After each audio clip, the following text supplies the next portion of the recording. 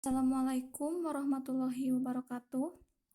Yang terhormat Dr. Purwati Kuswarini Suprapto, Bapak Dr. Romi Faisal Mustofa MPD, Bapak Diki Muhammad Caidir SPD MPD, selaku dosen pengampu mata kuliah metodologi penelitian. Perkenalkan, kami dari kelompok 8 akan menjelaskan mengenai metode penelitian kualitatif yang kedua, yaitu penelitian historis, penelitian studi kasus, dan penelitian teori dasar. Adapun anggota kelompok kami yang pertama, yaitu saya sendiri, Yesi Susilawati, sebagai pemateri pertama sekaligus moderator. Yang kedua ada Gina Shania Arsha sebagai pemateri kedua. Yang ketiga ada Silpi Susilawati sebagai pemateri ketiga. Dan pemateri keempat yaitu Ajeng Pradita. Baik, di sini saya akan menjelaskan mengenai penelitian historis. Pengertian penelitian historis menurut Donald Ari dan kawan-kawan, penelitian sejarah menganalisis dokumen dan artefak dan atau menggunakan wawancara dengan saksi mata untuk mendapatkan wawasan tentang peristiwa di masa lalu. Keberhasilan penelitian sejarah bergantung pada keakuratan dan kelengkapan sumber materinya. Peneliti harus memastikan keaslian dokumen yang digunakan serta keabsahan isinya. Nah, sedangkan menurut Frankel dan kawan-kawan, penelitian sejarah adalah pengumpulan dan evaluasi data yang sistematis untuk menggambarkan, menjelaskan, dan dengan demikian memahami tindakan atau peristiwa yang terjadi di masa lalu. Nah, penelitian historis di dalam pendidikan merupakan penelitian yang sangat penting atas dasar beberapa alasan. Penelitian historis bermaksud membuat rekonstruksi masalah latihan secara sistematis dan objektif dengan cara mengumpulkan, mengevaluasi, memverifikasi, serta mensintesis bukti-bukti untuk mendukung bukti-bukti fakta memperoleh kesimpulan yang kuat, di mana terdapat hubungan yang benar-benar utuh antara manusia, peristiwa, waktu, dan tempat secara kronologis dengan tidak memandang objek-objek yang diobservasi.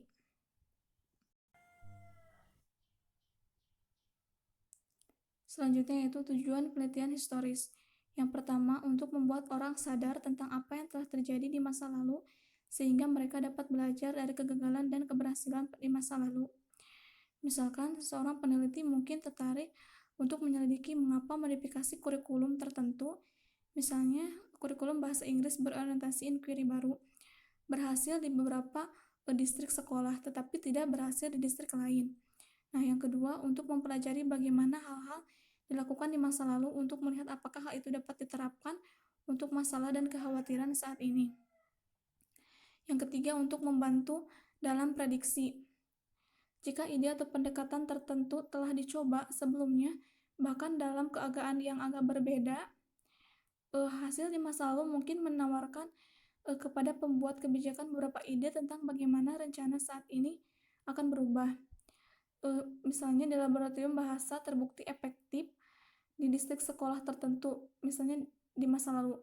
Sedangkan distrik yang mempertimbangkan penggunaannya akan memiliki bukti yang menjadi dasar keputusannya itu sendiri. Nah, yang keempat, untuk menguji hipotesis tentang hubungan atau tren. Banyak peneliti yang tidak berpengalaman cenderung menganggap penelitian sejarah itu bersifat deskriptif murni. Namun, ketika dirancang dengan baik dan dilaksanakan dengan hati-hati, penelitian sejarah dapat mengarah pada konfirmasi atau penolakan hipotesis relasional juga. Nah, yang kelima yaitu untuk memahami praktik dan kebijakan pendidikan saat ini secara lebih lengkap.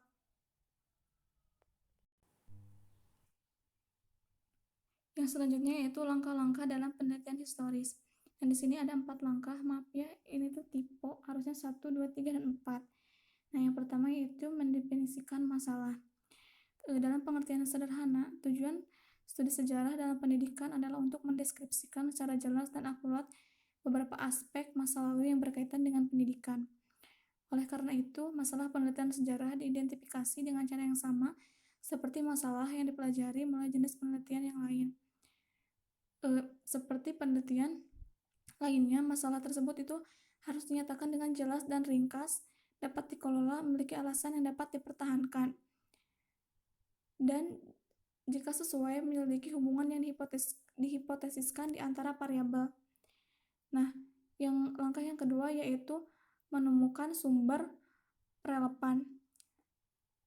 Setelah kita mendefinisikan masalah, langkah yang kedua yaitu menemukan sumber-sumber yang relevan. Nah, setelah seorang peneliti memutuskan masalah, maka seorang peneliti harus menemukan sumber relevan.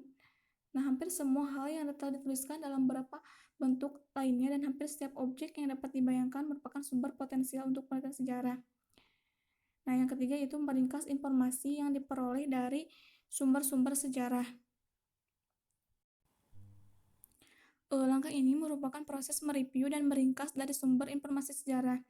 Dalam hal ini, peneliti harus berusaha untuk menentukan relevansi materi utama dengan pertanyaan atau masalah yang diteliti yang dapat dilakukan dengan merekam data bibliografi yang lengkap dari sumber, mengorganisasi data berdasarkan kategori yang dihubungkan dengan masalah yang akan diteliti, dan meringkas informasi yang berhubungan dengan masalah yang diteliti, dan meringkas informasi yang hubungan dengan fakta, jumlah, dan pertanyaan yang penting. Nah, yang keempat yaitu mengevaluasi sumber-sumber sejarah. Nah, dalam mengevaluasi sumber sejarah, seorang peneliti itu harus mempunyai sikap yang kritis ke arah beberapa atau seluruh sumber informasi. Dalam mengevaluasi sumber sejarah yang datanya itu berupa dokumen atau informasi, terdapat beberapa pertanyaan kunci. Nah, misalnya itu, apakah dokumen ini benar-benar ditulis oleh pengarang? Apakah informasi yang terisi di dalam dokumen itu benar? Jadi, ketika kita mengevaluasi sumber sejarah, kita itu harus benar-benar mempunyai sikap kritis dalam memilih beberapa sumber atau seluruh sumber informasi.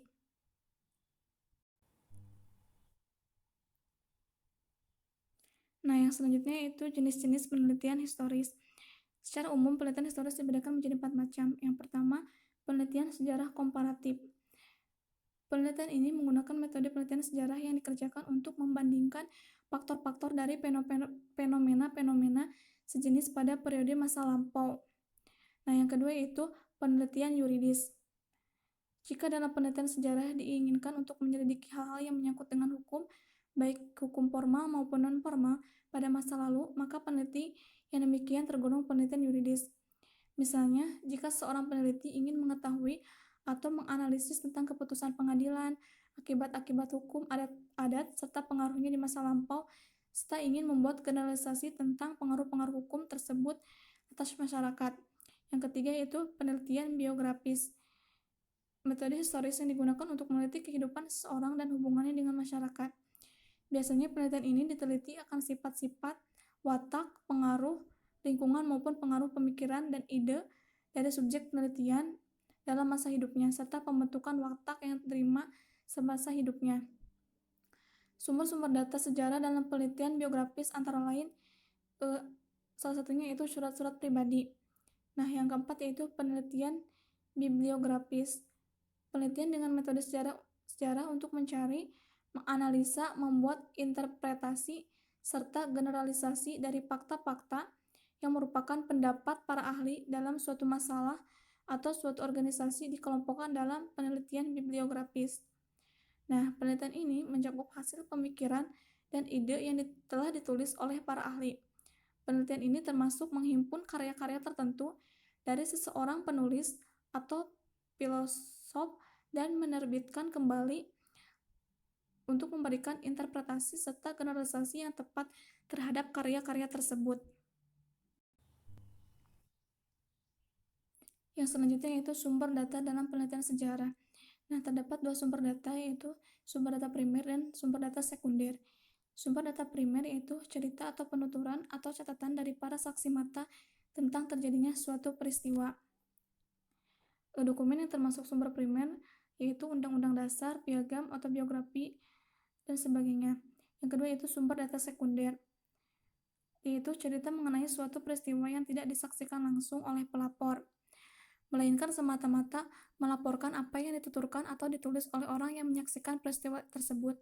Sumber data ini cenderung agak lemah karena adanya kesalahan yang timbul sewaktu informasi diinformasikan dari satu orang ke orang yang lain.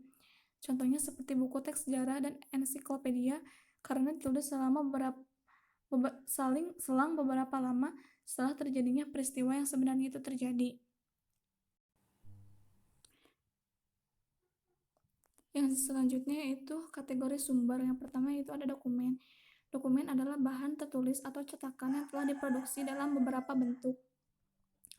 Misalnya laporan tahunan, karya seni, buku, surat edaran, catatan pengadilan, buku harian, dan lain-lain. Yang kedua yaitu catatan numerik. Catatan tersebut mencakup semua jenis data numerik dalam bentuk cetakan. Misalnya nilai ujian, angka kehadiran, laporan sensus, anggaran sekolah, dan sejenisnya. Yang ketiga yaitu pernyataan lisan. Sumber informasi berharga lainnya bagi peneliti sejarah adalah pernyataan yang dibuat orang secara lisan. Misalnya cerita, mitos, dongeng, legenda, dan bentuk ekspresi lisan lainnya telah digunakan oleh orang-orang yang selama berabad-abad untuk meninggalkan rekor bagi generasi mendatang. Tetapi sejarawan juga dapat melakukan wawancara lisan dengan orang-orang yang pernah menjadi bagian atau menyaksikan peristiwa masa lalu. Nah, yang keempat itu ada relief. Relief adalah benda apapun yang karakteristik fisik atau visualnya dapat memberikan beberapa informasi tentang masa lalu. Misalnya furniture, karya seni, pakaian, bangunan, monumen, atau peralatan lainnya.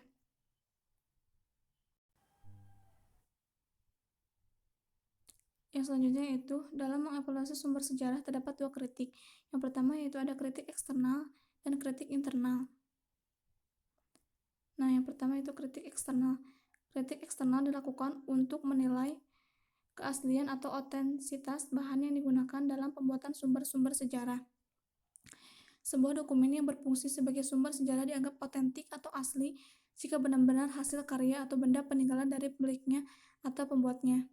Nah, untuk menentukan apakah sumber sejarah tersebut asli, seorang sejarawan harus melakukan ujian dan tes terhadap sumber sejarah tersebut. Penelitian yang dapat dilakukan oleh sejarawan, misalnya menilai tentang waktu pembuatan dokumen, itu harus hari dan tanggal itu harus benar, dan bahan yang digunakan atau yang dipakai untuk membuat sumber sejarah tersebut. Nah, sejarawan juga dapat melakukan kritik eksternal dan dalam menyelidiki untuk penulisan dokumen guna menemukan usia dokumen tersebut. Setelah penelitian otentisitas sumber sejarah selesai, sejarawan juga harus menguji secara kritis integritas sumber sejarah. Maksudnya, sejarawan harus mengetahui apakah sumber itu tetap terpelihara keasliannya atau tidak selama proses pendokumenan atau pencatatan dari pelaku sejarah. Nah, apabila kesaksian itu telah diubah suatu waktu sejak diberikan pertama kali dan perubahan ini tidak dapat dilacak kebenarannya, maka sumber sejarah tersebut sudah dianggap tidak otentik lagi dan kehilangan integritasnya. Integritas dan otentisitas sumber sejarah adalah dua aspek kritik eksternal yang sangat penting. Yang kedua yaitu kritik internal, adalah usaha untuk menentukan atau menyeleksi kredibilitas sumber-sumber sejarah yang telah terkumpul. Kritik internal mengacu pada kebenaran isi dari sumber-sumber sejarah. Kritik internal dapat dilakukan dengan dua cara, yaitu menilai secara intrinsik sumber-sumber sejarah dan membandingkan berbagai sumber sejarah. Nah, penilaian intrinsik itu dilakukan dengan menentukan sifat sumber-sumber sejarah dan kredibilitas narasumber atau penulis sejarah. Maksudnya, sejarawan menentukan apakah keterangan atau informasi yang diberikan oleh saksi atau narasumber tersebut benar atau tidak. Membandingkan berbagai sumber sejarah dapat dilakukan dengan cara menguji kebenaran berbagai kesaksian sumber-sumber sejarah yang ada. Hal tersebut dapat dilakukan dengan cara mencocokkan kesaksian atau sumber sejarah dengan sumber sejarah lainnya untuk memastikan bahwa kesaksian atau informasi yang diperoleh itu kredibel. Yang selanjutnya, nah, jenis pertanyaan apa yang dicari melalui penelitian sejarah? Nah, sebagai contoh yaitu misalnya seperti masalah pendidikan apa yang dianggap masyarakat umum paling penting selama 20 tahun terakhir? Terus bagaimana kelompok minoritas atau mereka yang cacat fisik diperlakukan di sekolah umum selama abad ke-20? Terus seperti bagaimana kondisi kerja guru berubah sejak tahun 1900. Nah, itu mungkin beberapa pertanyaan yang dicari melalui penelitian sejarah. Nah, untuk yang selanjutnya yaitu kelebihan penelitian historis. Yang pertama, tidak terlalu melibatkan peneliti secara fisik, tidak ada kekhawatiran terjadinya interaksi antara peneliti dengan subjek. Yang ketiga, mudah dalam mencari sumber data. Yang keempat, dapat mencari data secara lebih tuntas dalam menggali informasi yang diperlukan dalam proses penelitian. Yang kelima, sumber data sudah dinyatakan secara definitif baik nama pengarang, waktu, dan tempat. Nah, yang selanjutnya itu kelemahan penelitian historis. Yang pertama, metode sejarah banyak menggantungkan diri pada data yang diamati oleh orang lain di masa lampau. Yang kedua, data yang digunakan banyak bergantung pada data primer. Yang ketiga, metode ini mencari data secara lebih tuntas serta menggali informasi yang lebih tua yang tidak terbitkan atau tidak dikutip dalam bahasa acuan yang standar. Nah, sekian pemaparan dari saya. Mungkin selanjutnya akan diteruskan oleh rekan saya. Terima kasih. Assalamualaikum warahmatullahi wabarakatuh. Baik, selanjutnya di sini saya akan menjelaskan mengenai penelitian studi kasus. Yang pertama ada definisi dan tujuan. Apa itu studi kasus? Studi kasus ini berasal dari terjemahan dalam bahasa Inggris, case study atau case studies. Kata kasus ini diambil dari kata case yang menurut kamus Oxford, yang diartikan sebagai contoh kejadian sesuatu, kondisi aktual dari keadaan atau situasi, dan lingkungan atau kondisi tertentu tentang orang atau sesuatu. Penelitian studi kasus adalah pendekatan penelitian kualitatif di mana peneliti fokus pada unit studi yang dikenal sebagai sistem terbatas, misalnya pada guru, ruang kelas, atau sekolah. Dari penjabaran definisi tersebut dapat ditarik kesimpulan bahwa studi kasus ialah suatu rangkaian kegiatan ilmiah yang dilakukan secara intensif, perinci, dan mendalam tentang suatu program, peristiwa, dan aktivitas, baik pada tingkat perorangan, sekelompok orang, lembaga, atau organisasi, untuk memperoleh pengetahuan yang mendalam tentang peristiwa tersebut. Biasanya, peristiwa yang dipilih yang selanjutnya disebut kasus adalah hal yang aktual, yang sedang berlangsung, dan bukan sesuatu yang sudah lewat. Kemudian, penelitian studi kasus ini bertujuan secara khusus untuk menjelaskan dan memahami objek yang ditelitinya secara khusus sebagai suatu kasus. Tujuan penggunaan penelitian studi kasus adalah tidak sekedar untuk menjelaskan seperti apa objek yang diteliti, tapi untuk menjelaskan bagaimana keberadaan dan mengapa kasus tersebut dapat terjadi. Secara keseluruhan, pernyataan ini menunjukkan bahwa penelitian studi kasus adalah merupakan pendekatan kualitatif untuk mempelajari suatu fenomena.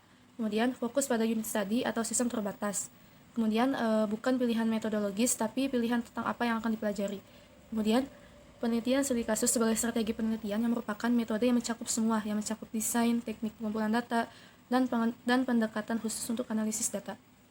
Sementara itu, Steck menyatakan bahwa penelitian studi kasus bertujuan untuk mengungkapkan kekhasan atau keunikan karakteristik yang terdapat di dalam kasus yang diteliti.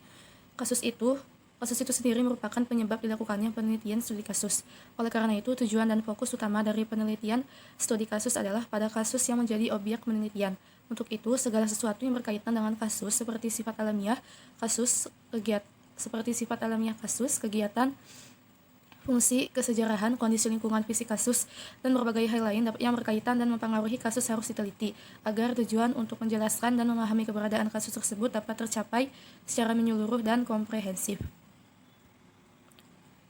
Kemudian di sini ada kapan menggunakan studi kasus. Seperti pendekatan penelitian kualitatif lainnya, penelitian dan studi kasus memungkinkan seorang peneliti untuk mempelajari fenomena yang tidak dengan mudah atau tepat dipelajari oleh metode penelitian lain. Metode penelitian studi kasus cocok jika peneliti ingin menjawab pertanyaan deskriptif, misalnya apa yang terjadi, atau pertanyaan penjelasan, misalnya bagaimana atau mengapa sesuatu itu bisa terjadi. Selanjutnya ada karakteristik utama pada penelitian studi kasus. Studi kasus memiliki ciri-ciri partikularistik, deskriptif, dan heuristik. Partikularistik ini merupakan penelitian studi kasus yang terfokus pada suatu peristiwa, fenomena, dan kejadian tertentu. Kalau deskriptif adalah hasil akhir metode penelitian studi kasus.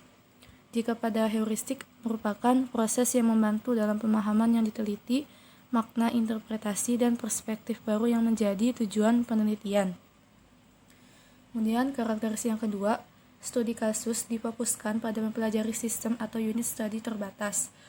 Yang ketiga, penelitian studi kasus adalah akun naratif yang memberikan wawasan baru kepada peneliti dan pembaca studi kasus tentang keadaan dan jenis hubungan yang ada di antara peserta dalam penelitian ini.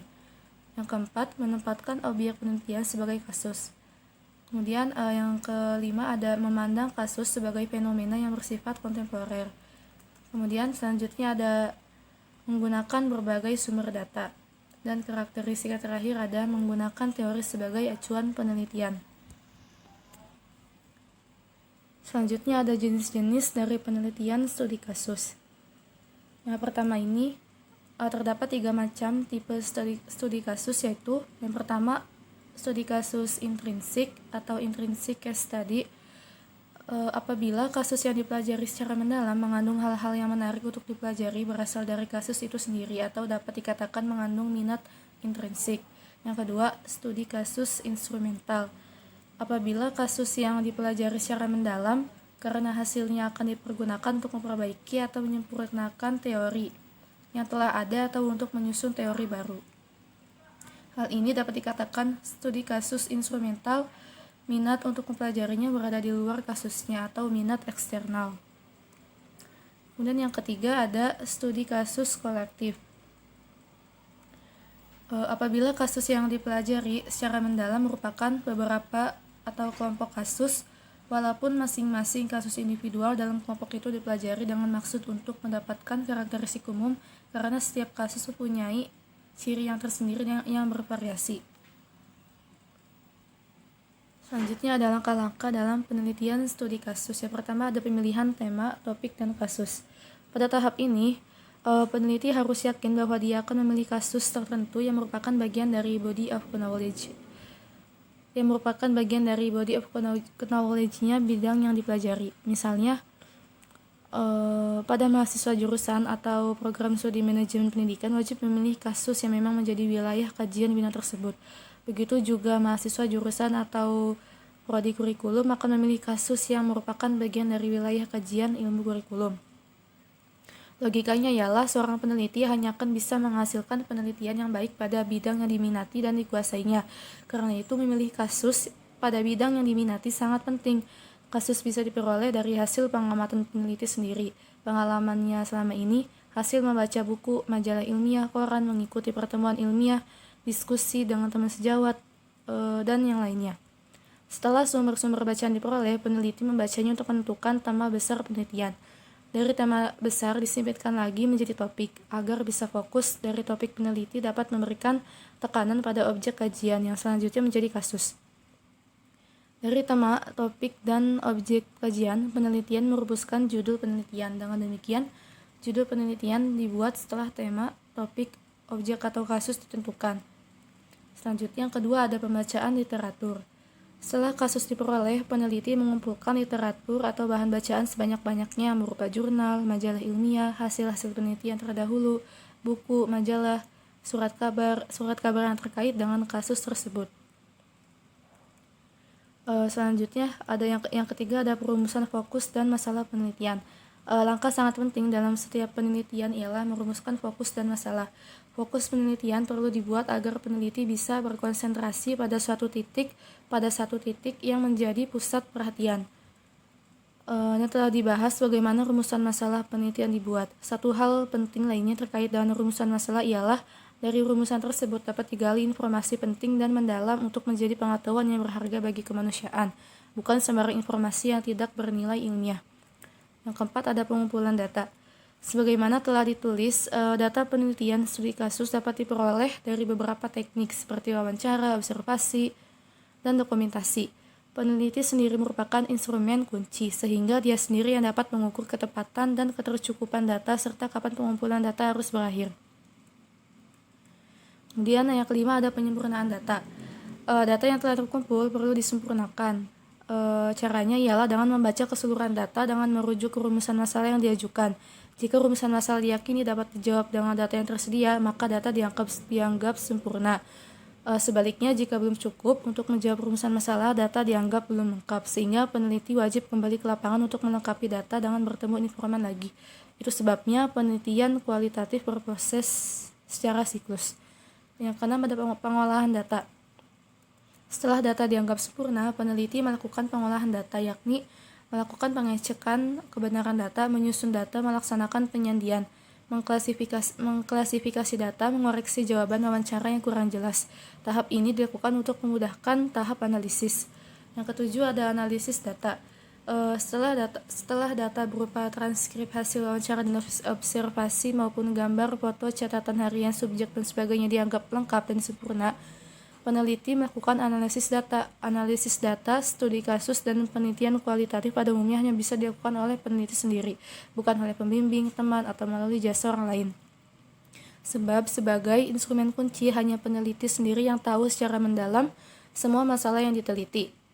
Analisis data merupakan tahap paling penting di setiap penelitian dan sekaligus paling sulit, sebab dari tahap ini akan diperoleh informasi penting berupa temuan penelitian. Kegagalan analisis data berarti kegagalan penelitian secara keseluruhan. Kemampuan analisis data sangat ditentukan oleh keluasan wawasan teoretik peneliti pada bidang yang diteliti, pengalaman penelitian, bimbingan dosen, dan minat yang kuat peneliti untuk menghasilkan penelitian yang berkualitas. Selanjutnya ada proses analisis data. Pada hakikatnya, analisis data adalah sebuah kegiatan untuk memberikan makna atau memaknai data dengan mengatur, mengurutkan, mengelompokkan, memberi kode atau tanda, dan mengkategorikannya menjadi bagian-bagian berdasarkan pengelompokan tertentu, sehingga diperoleh suatu temuan terhadap rumusan masalah yang diajukan. Kemudian selanjutnya ada triangulasi temuan atau konfirmabilitas. Agar temuan tidak dianggap bias, peneliti perlu melakukan triangulasi temuan atau yang sering disebut sebagai konfirmabilitas, yakni dengan melaporkan temuan penelitian kepada informan yang diwawancarai. Hal ini juga jarang dilakukan peneliti studi kasus, mungkin karena takut hasilnya berbeda dengan yang telah dia temukan. Seorang peneliti harus jujur sehingga temuannya dapat dipertanggungjawabkan secara ilmiah di masyarakat akademik atau masyarakat umum. Karena akan menjadi ilmuwan, seorang peneliti harus memiliki kejujuran, bertindak secara objektif, bertanggung jawab, dan profesional. Yang terakhir ada simpulan penelitian dan laporan penelitian. Kesalahan umum yang sering terjadi pada bagian ini ialah peneliti mengulang atau meringkas apa yang telah dikemukakan pada bagian sebelumnya, tetapi membuat sintesis dari semua yang telah dikemukakan sebelumnya. Pada bagian ini, peneliti mencantumkan implikasi teoretik. Tapi untuk masing-masing jenjang pendidikan perlu dirumuskan temuan yang berbeda.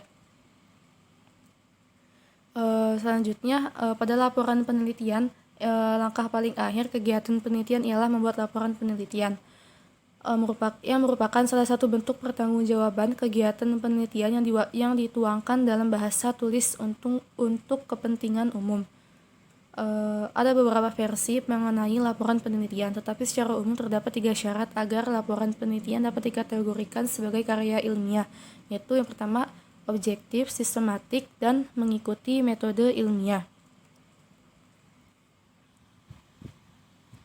Selanjutnya ada desain penelitian studi kasus.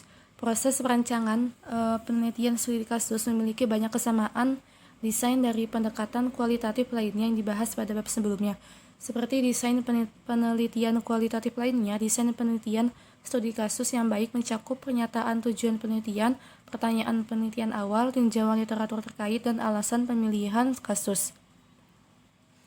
Secara khusus, peneliti studi kasus harus menentukan pertanyaan penelitian. Langkah ini mungkin merupakan langkah yang terpenting yang diambil dalam proses penelitian studi kasus. Seperti halnya dengan semua penelitian, pertanyaan yang diajukan oleh peneliti akan menentukan kesesuaian metode penelitian. Pertanyaan yang membahas siapa, apa, bagaimana, dan mengapa memberikan peneliti studi kasus titik awal yang baik. Yang kedua, menentukan kasus yang diteliti. Langkah ini mirip dengan pendekatan penelitian lain di mana peneliti mendefinisikan variabel yang diteliti, yaitu dalam penelitian kualitatif, kuantitatif, atau inovasi pendidikan tertentu yang diterapkan untuk meningkatkan kinerja siswa. Selanjutnya ada menentukan peran pengembangan teori dalam pemilihan kasus. Langkah dalam proses desain ini melibatkan memutuskan apakah akan menggunakan pengembangan teori atau tidak untuk memilih kasus Anda.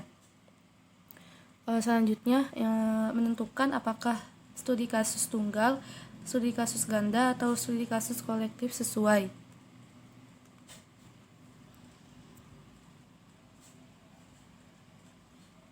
Selanjutnya ada pemilihan sampel dalam penelitian studi kasus. Dalam penelitian studi kasus, bentuk sampling yang paling umum adalah purposive sampling, berdasarkan asumsi bahwa penyidik ingin menemukan, memahami, dan memperoleh wawasan, dan oleh karena itu harus memilih sampel yang paling banyak dapat dipelajari. Pertimbangan lain dalam pemilihan kasus adalah kelangsungan hidup kasus tersebut. Artinya, peneliti studi kasus harus mempertimbangkan prosedur screening untuk menghindari masalah yang terkait dengan pemilihan kasus tertentu. Jadi screening ini bertujuan untuk membantu peneliti untuk menentukan apakah peserta studi kasus memiliki pengalaman atau pengetahuan yang diperlukan tentang fenomena yang sedang diteliti. Untuk selanjutnya, langkah-langkah untuk melakukan prosedur screening. Yang pertama, tinjau dokumen tentang lokasi studi kasus yang diusulkan untuk menentukan apakah itu merupakan pilihan yang tepat atau tidak.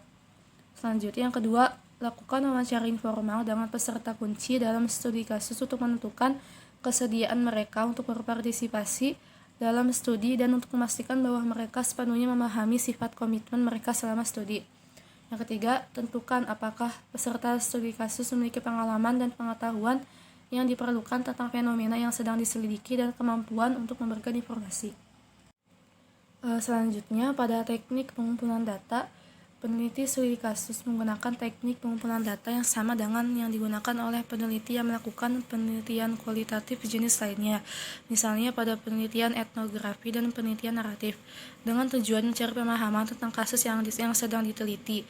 Peneliti studi kasus mengumpulkan penelitian deskriptif, data, naratif, dan visual untuk menjawab pertanyaan bagaimana dan mengapa. Selain itu, seperti peneliti kualitatif lainnya, penelitian studi kasus menyadari perlunya melakukan triangulasi data. Mereka melakukan penggunaan berbagai sumber data. Secara garis besar, teknik yang dapat digunakan untuk pengumpulan data dalam studi kasus dapat berupa wawancara, observasi, dan studi dokumentasi.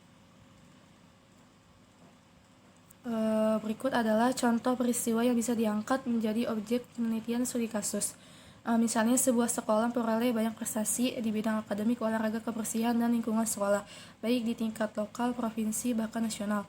Prestasi itu diraih ketika sekolah dipimpin oleh seorang ibu yang diangkat dari salah seorang guru di sekolah tersebut. Selama menjadi guru, prestasi ibu itu biasa saja dan praktis tidak ada yang menonjol. Tetapi semua warga sekolah mengenal ibu itu sebagai sosok yang tekun dan tidak suka menonjolkan diri. Model kepemimpinan ibu kepala sekolah itu pantas dijadikan kasus untuk diteliti mengapa itu bisa terjadi. Jika peneliti bisa menggali model kepemimpinan ibu sekolah, akan bisa diperoleh banyak pelajaran yang bermanfaat tidak saja bagi peneliti itu sendiri dan sekolah, tetapi juga masyarakat luas. Selanjutnya ada kelebihan dan kekurangan penelitian studi kasus. Untuk kelebihannya, studi kasus menyajikan uraian menyeluruh yang mirip dengan apa yang dialami pembaca dalam kehidupan sehari-hari. Yang kedua, studi kasus merupakan sarana efektif untuk menunjukkan hubungan antara peneliti dengan subjek atau informan. Yang ketiga, fenomena dieksplorasi secara detail dan teliti. Kemudian, informasi yang diperoleh dapat bermanfaat untuk menghasilkan hipotesis pada penelitian selanjutnya. Kemudian menjadi sumber informasi deskriptif sebagai bukti pengembangan atau penyanggahan teori. Untuk kekurangannya, pertama, studi kasus seringkali dipandang kurang ilmiah atau pseudo-scientific karena pengukurannya bersifat subjektif atau tidak bisa dikuantifikasi. Yang kedua, karena masalah interpretasi subjektif pada pengumpulan dan analisis data studi kasus, maka mengerjakan penelitian ini relatif lebih sulit dari penelitian kuantitatif. Yang keempat, biaya penyelenggaraan yang relatif mahal karena kedalaman informasi yang digali pada studi kasus. Yang kelima, karena lebih bersifat deskriptif, studi kasus juga dianggap kurang memberi sumbangan pada persoalan praktis mengatasi suatu masalah. Mungkin cukup sekian penjelasan dari saya, kurang lebihnya mohon maaf. Saya kembalikan. Assalamualaikum warahmatullahi wabarakatuh. Saya Silvi Susilawati sebagai pemateri ketiga akan menyampaikan materi mengenai penelitian teori dasar atau bisa disebut sebagai grounded theory research. Nah, grounded theory. Penelitian grounded merupakan jenis penelitian yang tidak bertolak dari teori, tetapi berangkat dari data-data faktual lapangan. Data-data tersebut diproses menjadi teori berdasarkan metode berpikir deduktif. Penelitian grounded dari dunia empiris, bukan dari hal yang konseptual dan abstrak. Karena penelitian grounded menekankan pada lahirnya teori berdasarkan data empiris dan realitas sosial. Grounded theory berhubungan dengan proses pengumpulan data yang kemudian sering dikatakan melakukan induksi secara alami. Menurut Morse pada tahun 2001, di mana peneliti ke lapangan tidak membawa ide-ide sebagai pertimbangan sebelumnya untuk membuktikan atau tidak. Isu-isu penting dan partisipan muncul dari kisah atau cerita yang mereka katakan tentang sesuatu yang menjadi interest bersama-sama peneliti. Peneliti menganalisis data dengan analisis komparatif atau constant comparison. Mengawali data dengan data secara refleksif, diteruskan dengan pembandingan interpretasi mereka yang diterjemahkan ke dalam kode-kode dan kategori. Dengan analisis constant comparison, peneliti di lapangan membuat teori berdasarkan pengalaman partisipan. Penelitian ini tidak bertolak dari suatu teori atau untuk menguji teori, melainkan bertolak dari data menuju suatu teori. Untuk maksud itu, yang diperlukan dalam proses menuju teori itu adalah prosedur yang terencana dan teratur atau sistematis. Pendekatan grounded theory menyusun teori berdasarkan data empiris lapangan dengan alasan sebagai berikut. Yang pertama yaitu tidak ada teori a priori yang mampu mencakup kenyataan yang berbeda-beda dalam kehidupan manusia. Kedua, peneliti sebagai instrumen penelitian tahu persis apa yang terjadi di lapangan dan ia mempercayai apa yang dilihatnya. Oleh karena itu, peneliti seoptimalnya bersikap netral. Yang ketiga, teori dasar lebih dapat responsif atau lebih sesuai dengan nilai-nilai kontekstual. Kualitas kebenaran sebuah teori hasil dari grounded theory menurut Nung Muhadjir terkait langsung dengan kualitas prosedur kerja dalam mencari kebenaran atau epistemologi. Dengan prosedur kerja yang baik, kualitas kebenaran yang diperoleh pun terbatas pada kebenaran epistemologis dalam wujud kebenaran tesis dan lebih jauh menjadi kebenaran teori. Grounded theory yang belakangan menjadi grounded research merupakan salah satu nama metodologi penelitian kualitatif post-positivisme fenomenologi interpretif. Para ahli ilmu sosial, khususnya para ahli sosiologi, berupaya menemukan teori berdasarkan data empirik yang kemudian disebut grounded theory, dan model penelitiannya disebut grounded research.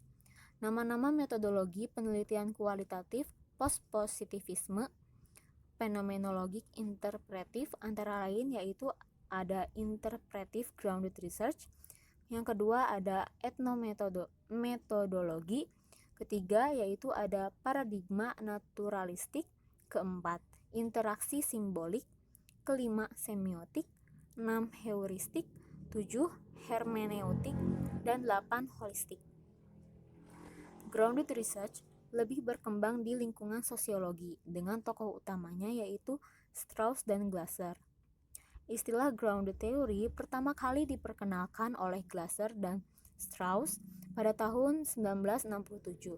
Dalam bukunya yang berjudul The Discovery of Grounded Theory, Glasser dan Strauss menyatakan bahwa metode grounded theory di bawah payung paradigma post-positivistik adalah merupakan metode penelitian kualitatif yang menggunakan sejumlah prosedur sistematis guna membangun teori substantif tentang suatu fenomena yang disusun secara induktif. Teorisasi data berdasarkan pada fenomena empiris dalam setting alamiah seperti dalam dunia nyata merupakan kekhasan model grounded theory.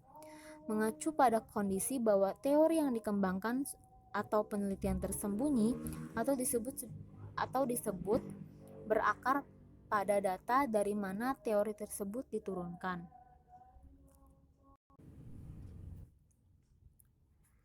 Selanjutnya, menurut Strauss dan Corbin, grounded theory adalah teori yang diperoleh dari hasil pemikiran induktif dalam suatu penelitian tentang fenomena yang ada. Grounded theory ini ditemukan, dikembangkan, dan dibuktikan melalui pengumpulan data secara sistematis dan analisis data yang terkait dengan fenomena tersebut. Oleh karena itu, kumpulan data, analisis, dan teori saling mempengaruhi satu sama lain.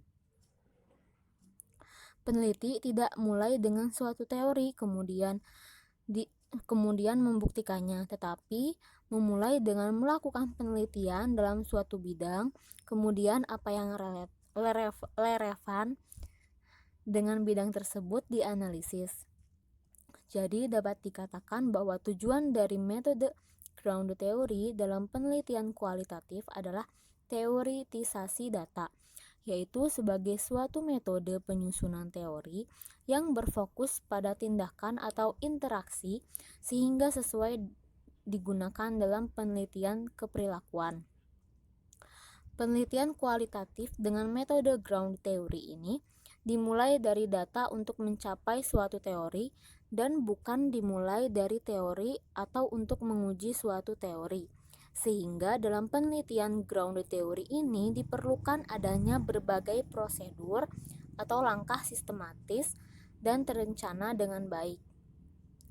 Tujuan utama dari grounded theory adalah untuk memperluas penjelasan tentang fenomena dengan mengidentifikasi elemen kunci dari fenomena itu, dan kemudian mengategorikan hubungan dari elemen-elemen dengan konteks dan proses percobaan. Dengan kata lain, tujuannya adalah untuk pergi dari umum ke khusus tanpa mengabaikan apa yang membuat subjek studi yang unik. Strauss dan Corbin menjelaskan juga bahwa dalam pendekatan grounded theory, peneliti bertanggung jawab untuk mengembangkan teori-teori lain yang muncul dari pengamatan terhadap suatu kelompok. Teori-teori itu bersifat grounded dalam pengalaman-pengalaman kelompok yang diamati, tetapi peneliti menambahkan pemahamannya sendiri ke dalam pengalaman-pengalaman itu. Esensinya, grounded theory ini berusaha mencapai suatu teori atau pemahaman konseptual melalui proses bertahap dan induktif.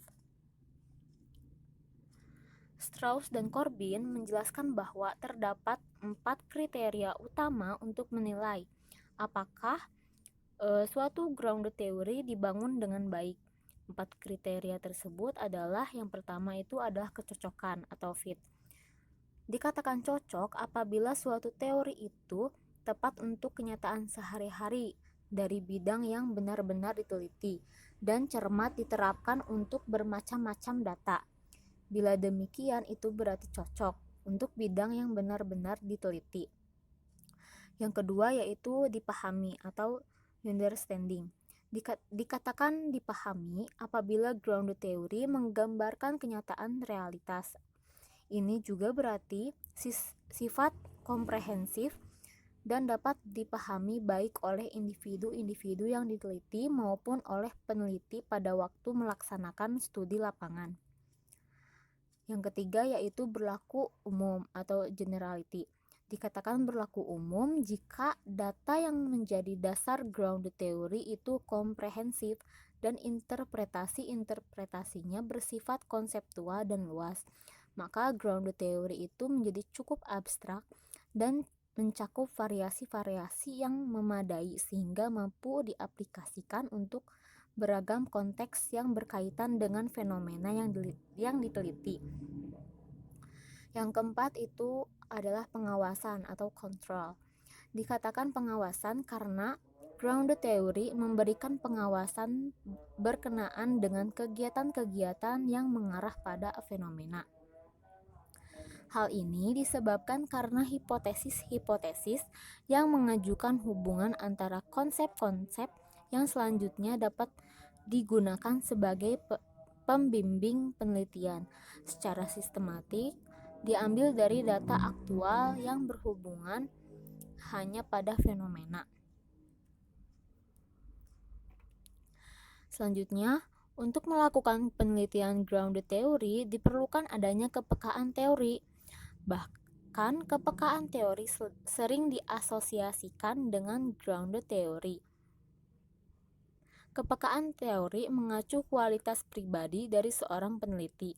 Ini diindikasikan adanya suatu kesadaran terhadap kehalusan makna dari data.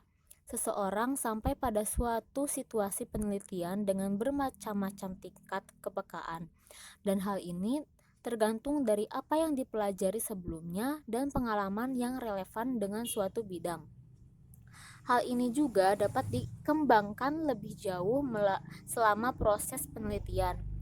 Kepekaan teoritis mengacu pada sifat pemahaman yang dimiliki, kemampuan memberi makna pada data, kemampuan untuk memahami, kemampuan memisahkan hal yang berkaitan dari hal-hal yang tidak berkaitan. Ini semua dilakukan dengan istilah-istilah konseptual lebih dari istilah-istilah konkret. Kepekaan teori memampukan seseorang mengembangkan sesuatu menjadi teori dari dasar, dikonseptualisasikan secara mantap, dan terintegrasi secara baik. Kepekaan teoritik berasal dari sejumlah sumber. Salah satu sumbernya adalah literatur yang meliputi bacaan teori, penelitian, dan berbagai macam dokumen, misalnya biografi publikasi tentang pemerintahan. Dengan demikian, keakraban dengan publikasi-publikasi tersebut akan dimiliki latar belakang informasi yang kaya dan sensitif terhadap kejadian dalam fenomena yang sedang dipelajari.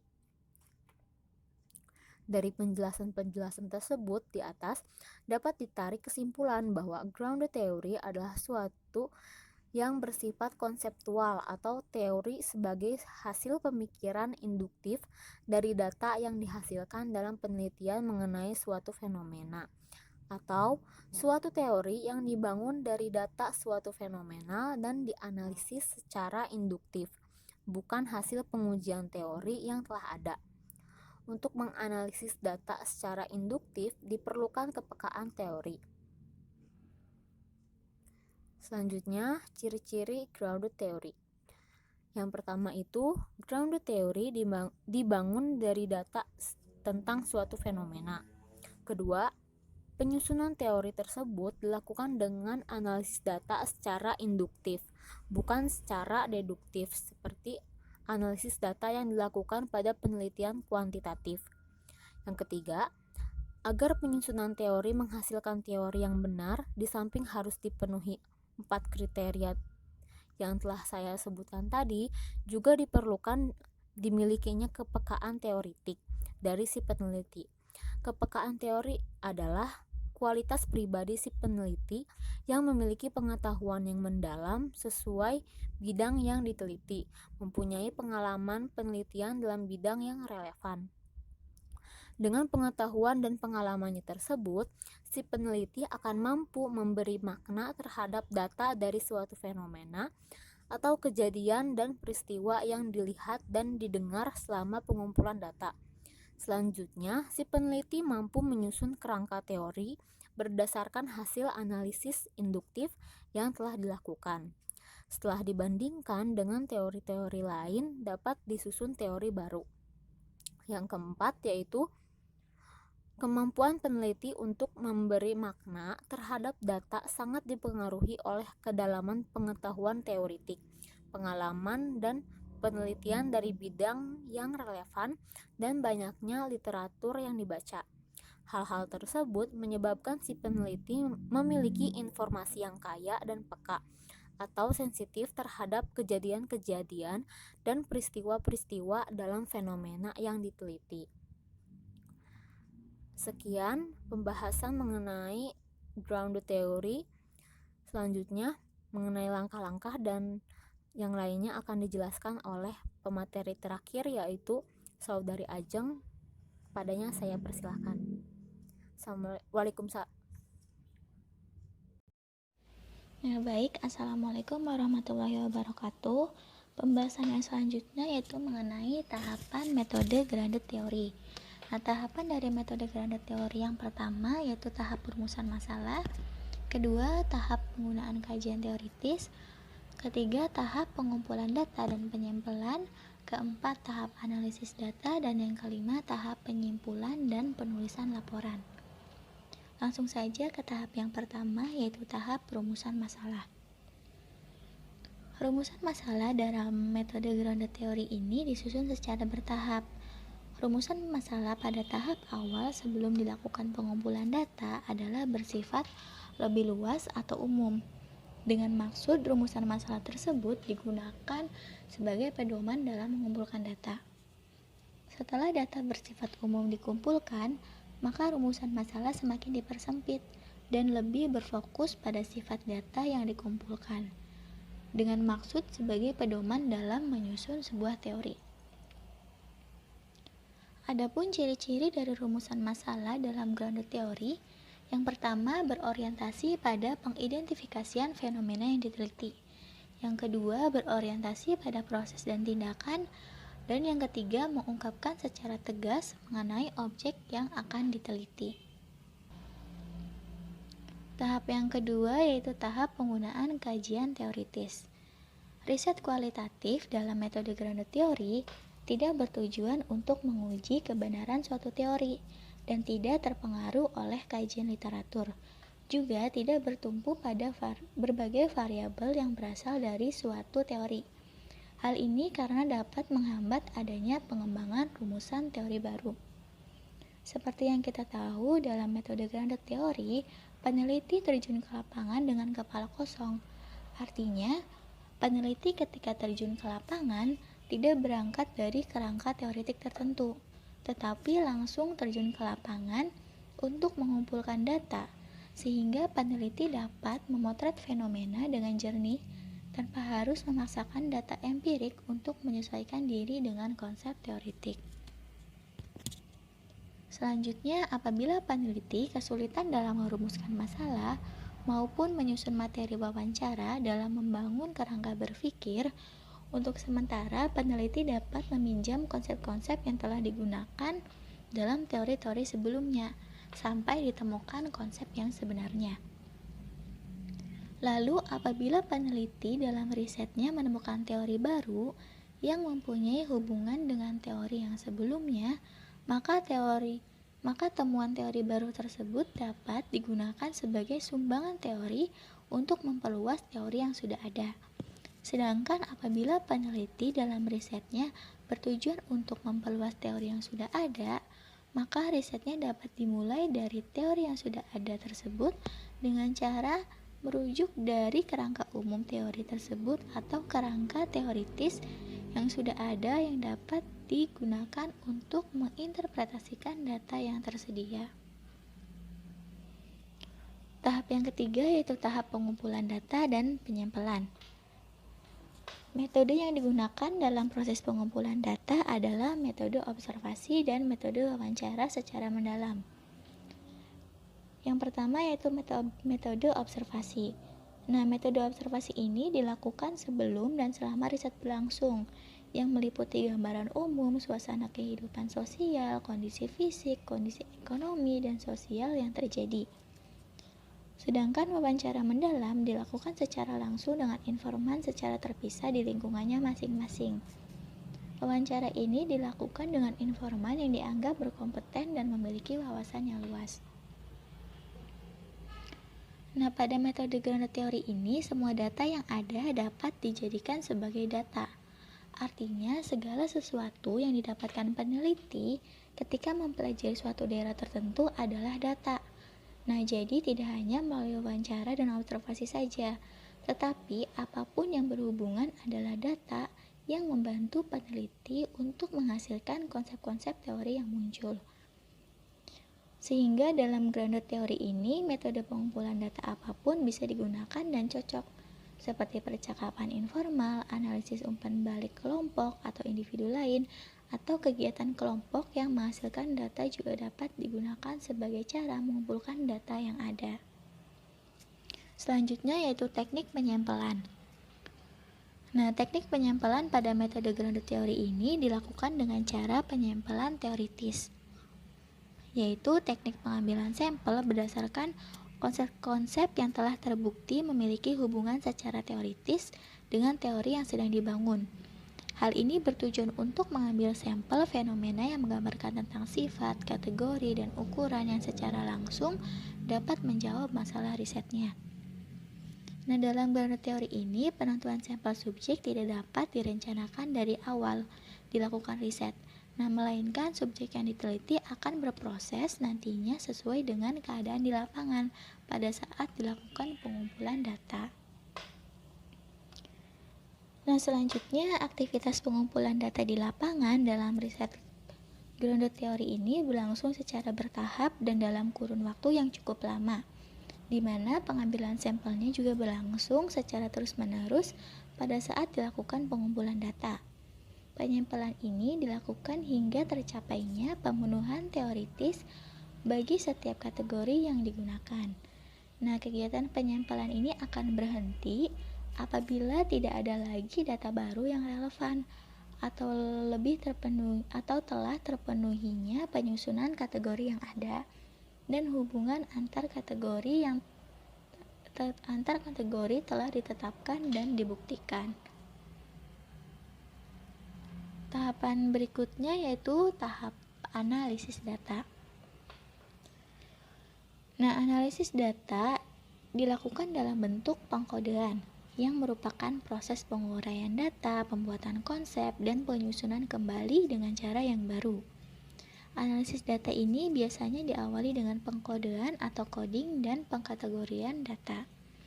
Adapun tujuan dari pengkodean yaitu yang pertama, memperoleh ketepatan dalam proses riset. Yang kedua, untuk menyusun suatu teori. Yang ketiga, membantu mengatasi terjadinya bias dan asumsi yang keliru. Dan yang keempat, memberikan suatu landasan dan kepadatan makna. Dan yang kelima, mengembangkan kepekaan dalam menghasilkan teori baru. Selanjutnya, dalam riset grounded teori ini terdapat 3 macam atau jenis proses analisis data atau coding. Yang pertama ada open coding, yang kedua axial coding, dan yang ketiga selective coding. Yang pertama yaitu open coding. Nah, open coding ini merupakan bagian dari analisis data, di mana peneliti melakukan identifikasi, penamaan, kategorisasi, dan penguraian gejala yang ditemukan dalam teks hasil wawancara, observasi, dan catatan harian peneliti itu sendiri. Dan yang kedua ada axial coding. Nah, axial coding ini merupakan tahap menghubungkan berbagai kategori riset dalam bentuk susunan bangunan atau sifat-sifat yang dilakukan dengan menghubungkan kode-kode dan merupakan kombinasi cara berpikir induktif dan deduktif. Dan yang ketiga yaitu selective coding. Nah, selective coding ini merupakan tahap memilih kategorisasi inti dan menghubungkan kategori-kategori lain pada kategori inti. Nah, selama proses coding ini diadakan, aktivitas penulisan mnemoteoritik yang dapat terus berubah dan berkembang atau direvisi sepanjang proses riset berlangsung. Nah, jadi pada saat proses coding maka diadakan aktivitas penulisan mnemoteoritik. Nah, selanjutnya tahapan analisis data. Nah, tahap analisis data secara rinci menurut Paine yaitu setelah dilakukan pengumpulan data, maka tahap selanjutnya yaitu open coding. Nah, open coding ini merupakan identifikasi dan pemberian label terhadap unit-unit yang bermakna. Unit tersebut bisa berupa kata, kalimat, atau paragraf. Nah, selanjutnya yaitu saturate categories. Nah, pada tahap ini unit-unit yang memiliki kemiripan disatukan untuk membentuk suatu kategori-kategori tertentu. Dan selanjutnya yaitu defining categories. Nah, ketiga kategori yang telah terbentuk, maka kategori tersebut didefinisikan masing-masing. Nah, selanjutnya yaitu theoretical sampling. Nah, pada tahap ini dari kategori yang ada digunakan untuk membentuk kategori-kategori selanjutnya. dan melakukan pengujian terhadap kategori yang telah terbentuk.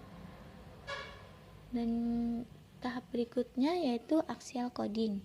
Nah, pada tahap ini hubungan-hubungan antar kategori satu dengan yang lainnya diperhatikan dan diujikan kembali ke data yang ada.